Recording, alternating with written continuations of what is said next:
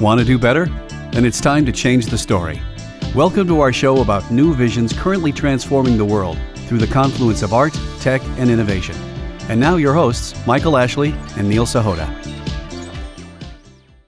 Hey everybody, welcome to another episode of Changing the Story. I'm really stoked to have our guest today, Ahmed Riad, on the show. He is the Business Development Lead for the Strategic Engagement Division at the ITU, Telecommunication Standardization Bureau, which is a specialized United Nations agency.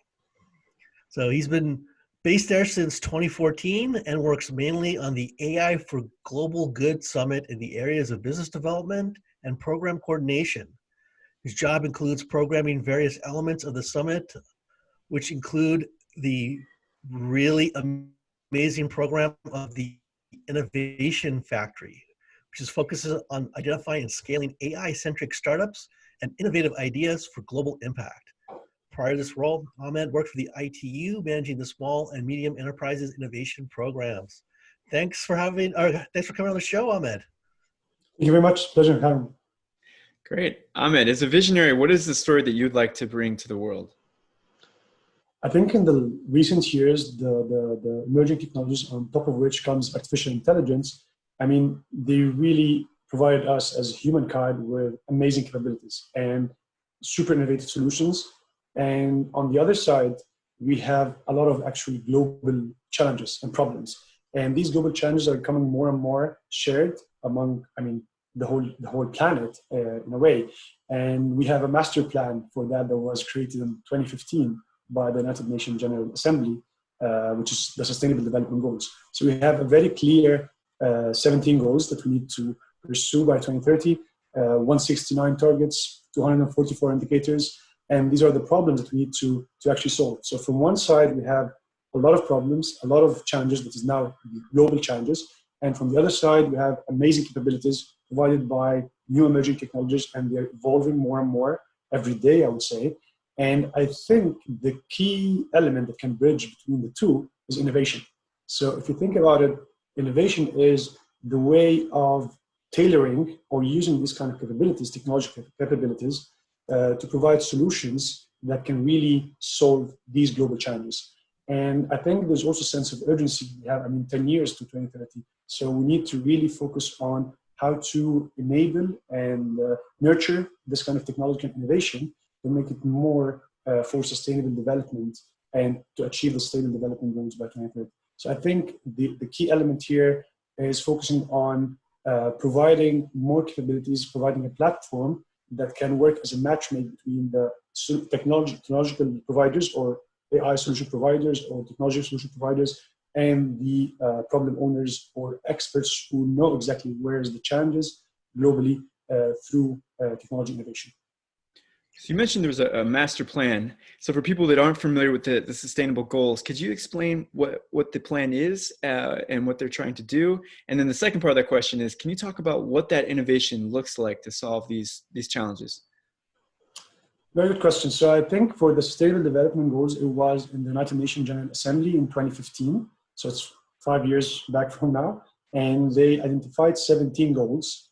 It's actually very generic goals, but the interesting thing about them is that it has very detailed targets underneath, and each target has some indicators to kind of measure the progress, or monitor the progress for these targets and goals.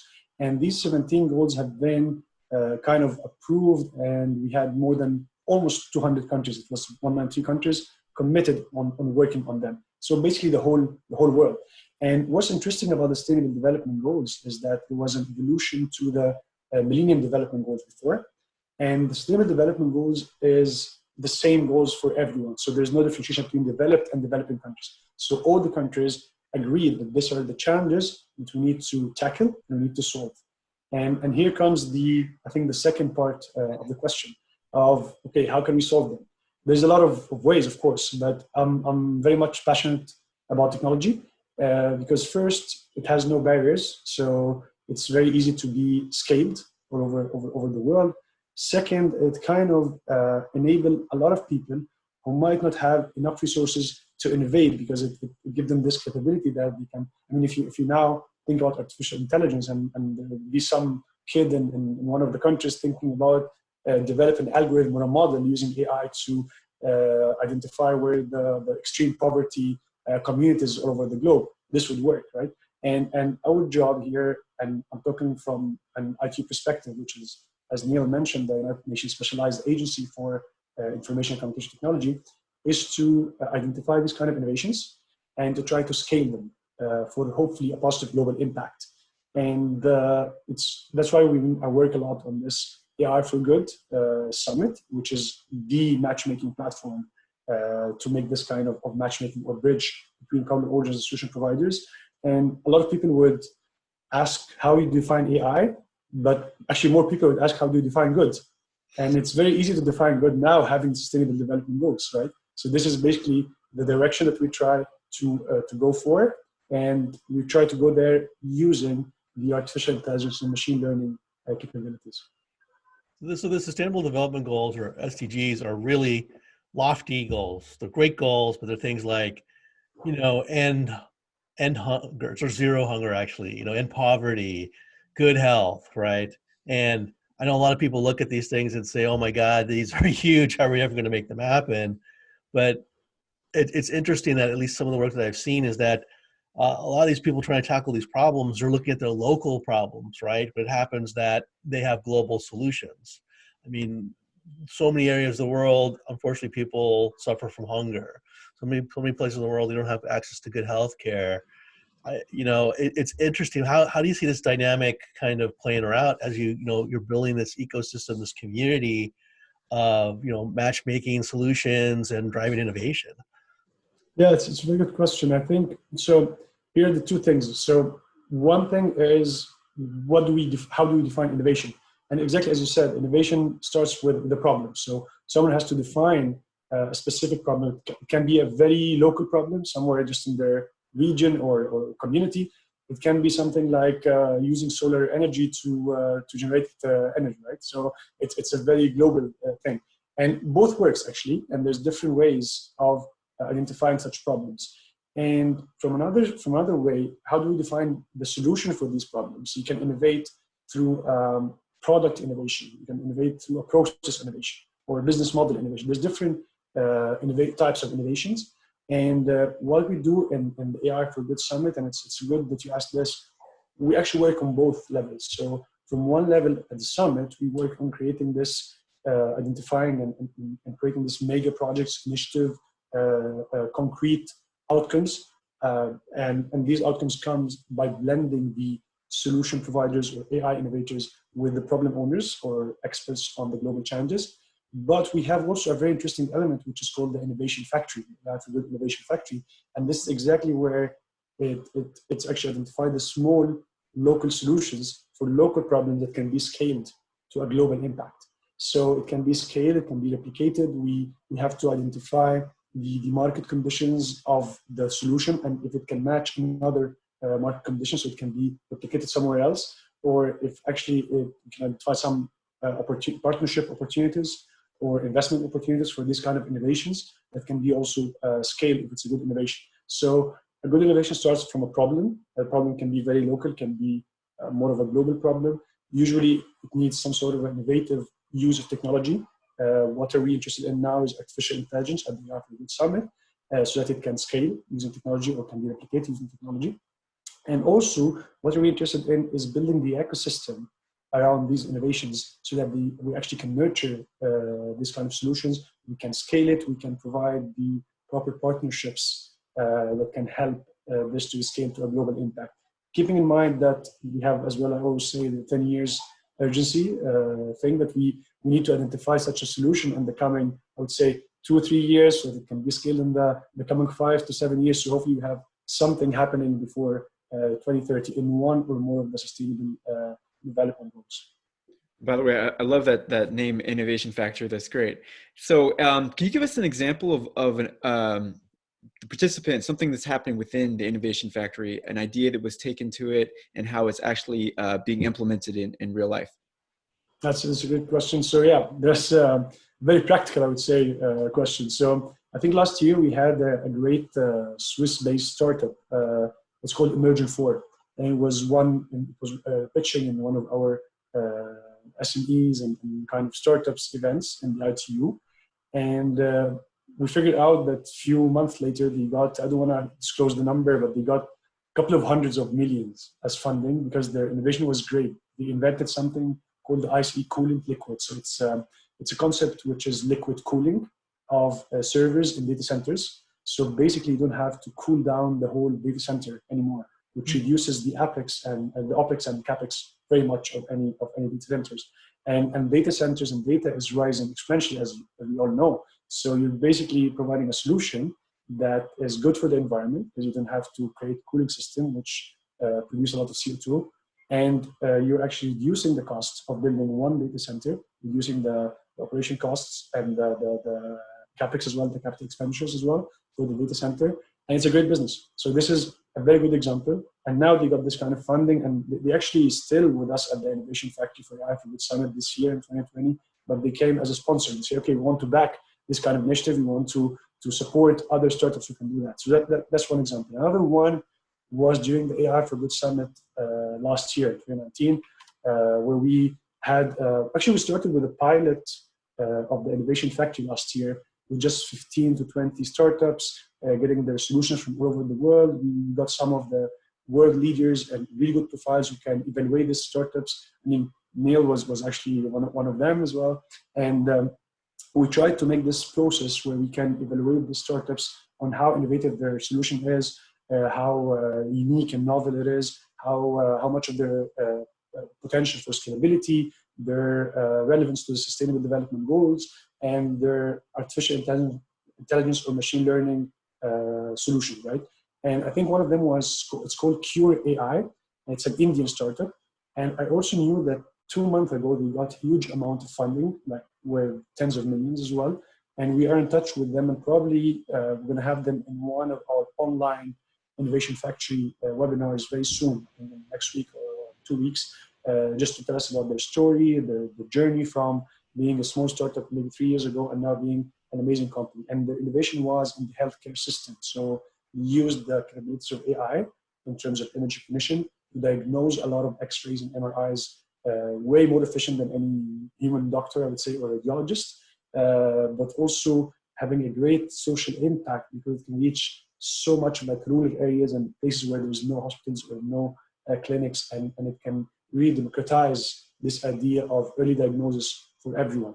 So these are the kind of solutions we try to focus on. These are kind of innovation we try to focus on in the Innovation Factory, which is identifying a small or kind of a local, as Neil said, innovation that can be scaled to a global impact. This is one thing. The other thing is we also blend these innovations towards our summit breakthroughs and solution tracks. So we have specific topics and solution tracks in the summit where they are action-oriented tracks and breakthroughs that we try to create projects out of these discussions. It's not a talk show. It's very much an action-oriented platform. So one thing is recognizing the startups, recognizing this kind of innovations, but another thing is getting these innovations to be part of the discussion in the tracks and in the other programs of the AI for Good platform to hopefully create this great initiatives that we have. And I mean, if time allows, I can speak about some of these initiatives and outcomes that we got out of the previous summits. Sure. I got to say that the Innovation Factory is a really powerful program.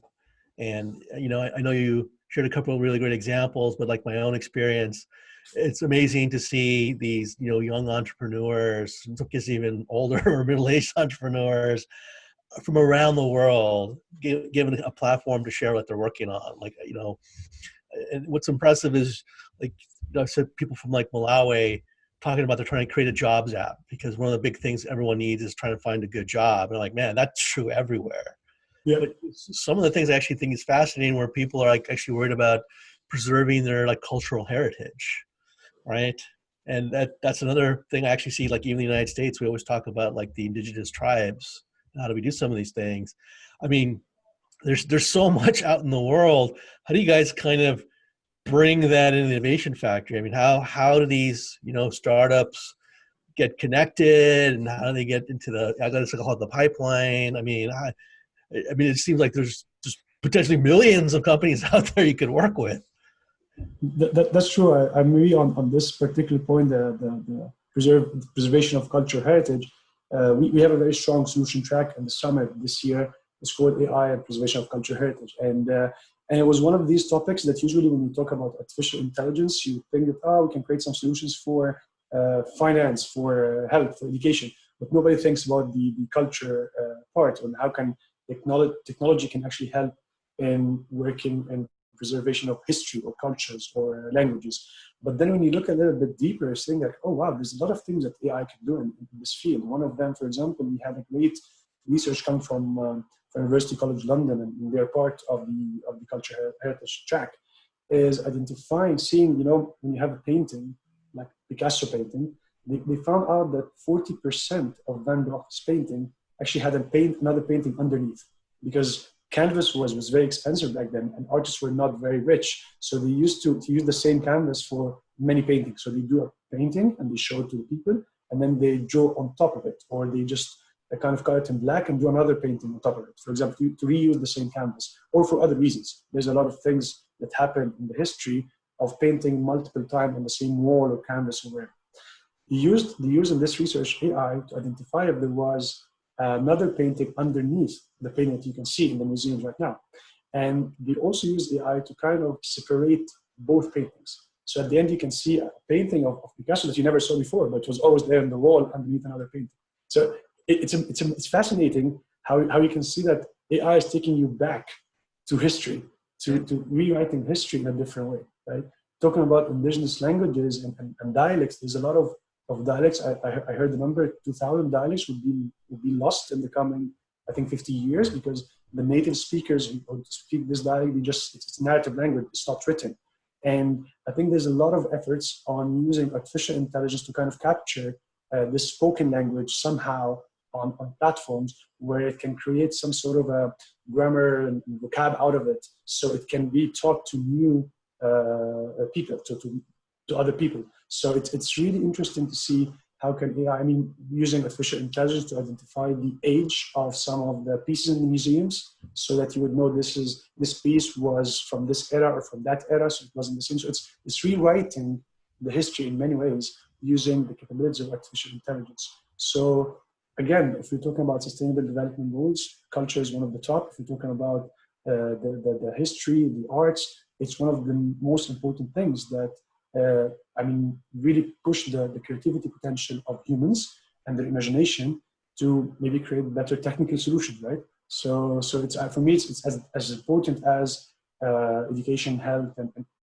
agriculture, all the other goals that we're trying to reach through innovation, innovation. That's fascinating. I would never imagine that you could use AI for that specific purpose, finding the painting before.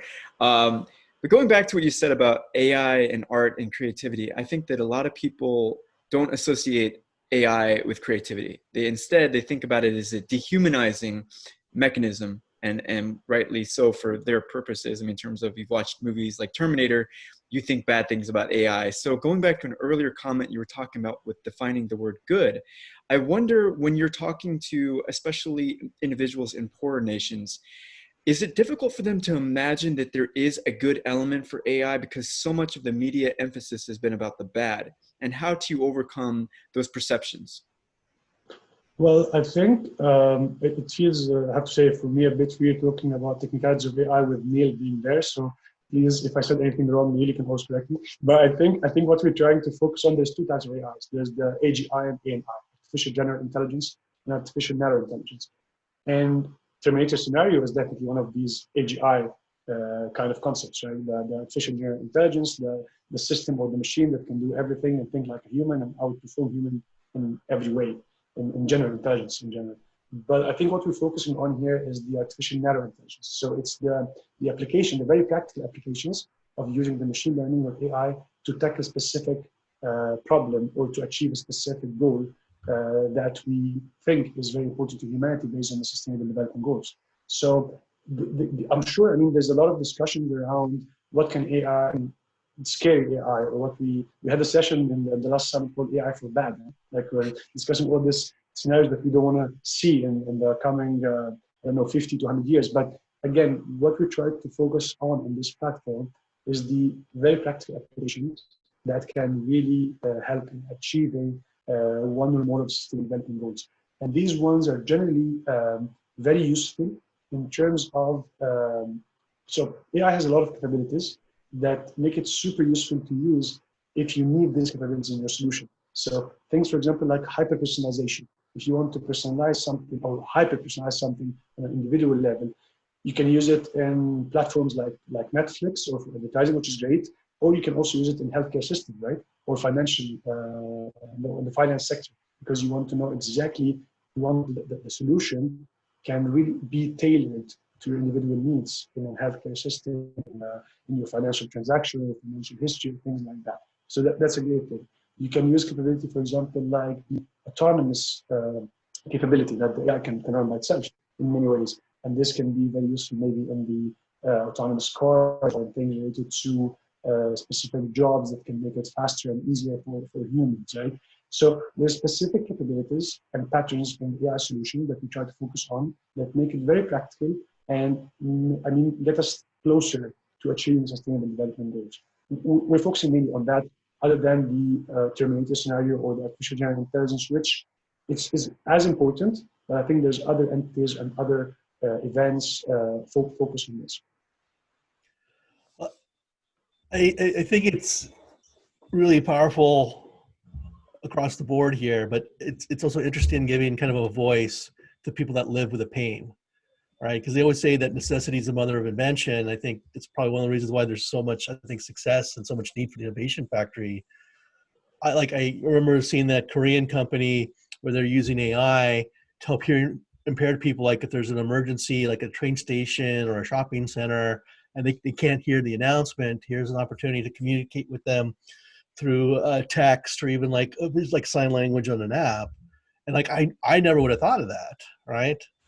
And I think this is really the potential that you guys are unlocking, Ahmed, by actually bringing the people that live with this pain to the forefront. I mean, what's kind of the grand vision here for the innovation factory? And I know there's a match being, but 5 years, 10 years from now, where do you see this all going? Yeah, so I think exactly as you mentioned. I mean, you were one of the mentors and judges in the last innovation factory pitching session, and you said something that I think is brilliant. You said that AI is a great evolution technology, but AI innovation is a revolution. So it's not just the capability of technology, it's combining it with the innovation element that you can think of a new problem, as you just mentioned. It's a very simple solution using, having AI to understand the sign language. But the moment you realize this as a problem and use the AI, you made a great invention, and this can really scale. So it's having this innovative mindset. And I always say that innovation is a culture, it's not a strategy, right? You have a lot of culture eats strategy for breakfast. So you always have this kind of innovation strategies in corporates and organizations, but it would never work unless you have a culture of innovation. And a culture of innovation requires the ability, you have to make peace with the fact that you can do some mistakes, or you can work on something and then pivot to something else. And this culture of innovation can be done or can be taken forward by startups, by idea innovators, by this kind of community.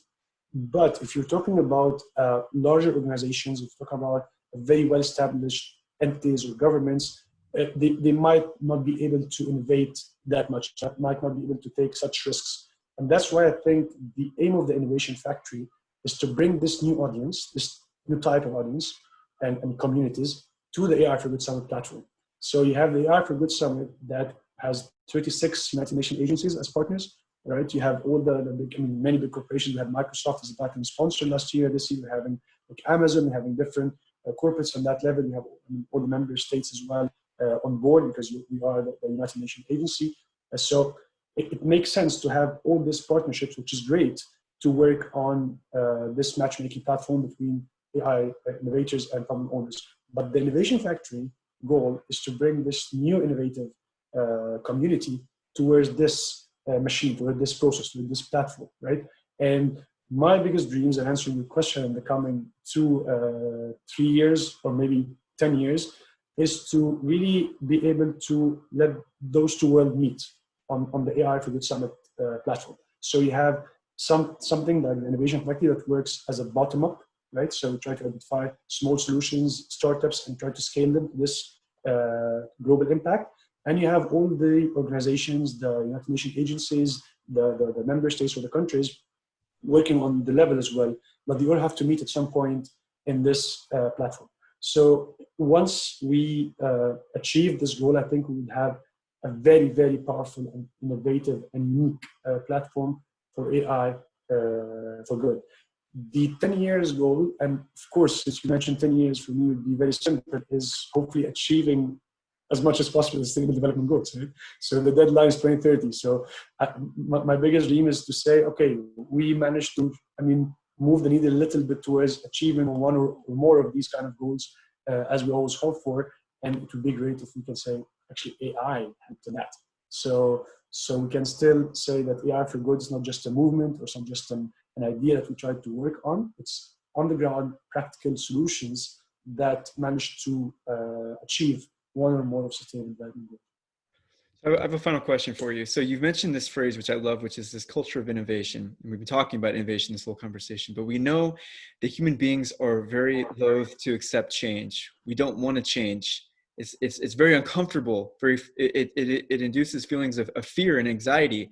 So knowing that is the human trait, how do we overcome that natural tendency to not want to innovate, to not want to change? Well, I think sometimes now it's getting more and more of a necessity. Yeah? So a perfect example is us having this online because of the Corona, COVID-19, right? So this is change. We had great plans for 2020 on our physical event and the summit and the platform, but then you have a huge change out of a global challenge or problem that tackled the whole world, and we had to change and we had to innovate. And we had to think about new solutions as a young organization, from working from home, working remotely, doing all these webinars online. And I think everybody in the world is doing the same, right? So I think when we talk about problems like the plastic waste, climate change, pandemics, all these kind of things is becoming more and more present, and we can actually see the risk of it. And that's why there's a very clear need for innovation, for flexibility, and for adaptability. So I think we don't have to push the change on people, but we just have to show them that there's a new ways of doing things. There's new solutions that we can use. And with the current global challenges, we know that we have to change our ways for a better world. So I think it's today is the best way to innovate. And it's the day where we really need innovation the most. And this is changing the culture of the people who are against the change to know that they have to. So it's not like you accept it or you like it or not. It's actually that you have to.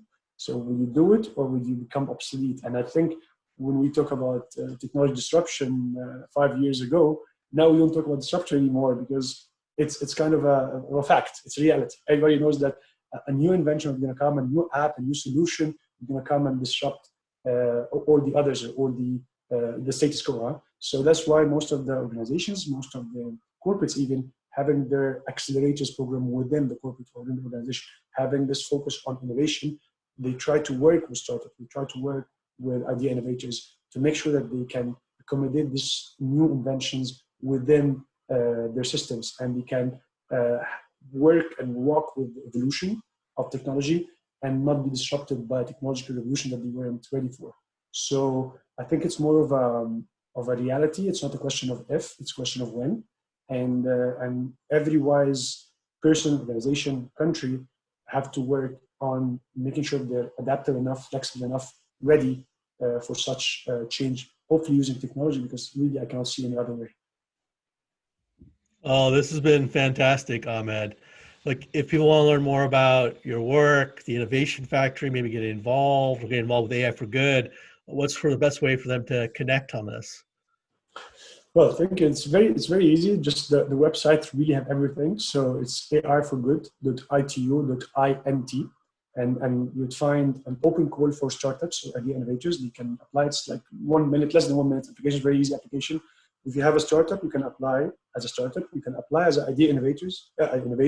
And this is simply, you can be a high school student, have an idea of using AI to achieve the SDG.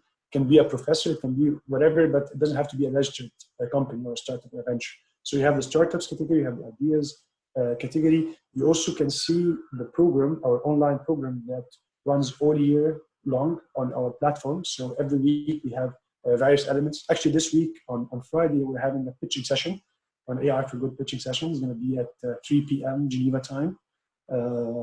It's one of the pitching sessions. Next week, we have, on the 20th of May, we have an AI to preserve culture heritage webinar.